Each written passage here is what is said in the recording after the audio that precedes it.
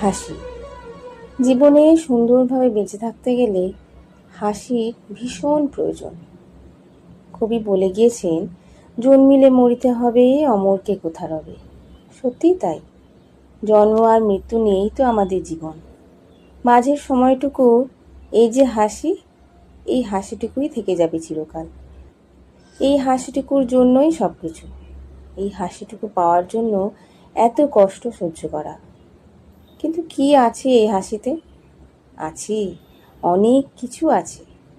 একটা গোটা পৃথিবী আছে, এক আকাশ ভর্তি মিটমিটে তারা আছে, না বলা কথা আছে, মনের অপার শান্তি আছে, দুঃখের মাঝেও অনেকখানি সুখ আছে, অনেকটা না থাকার মধ্যেও অনেকখানি পরিপূর্ণতা আছে। তাই সময় থাকতে থাকতে হেসে নাও। এই পৃথিবীতে কাঁদিয়ে যাওয়ার মানুষ তো অনেক পাবে, কিন্তু হাসবার মানুষ পাবে খুব কম, হয়তো হাতে গোনা দু একজন।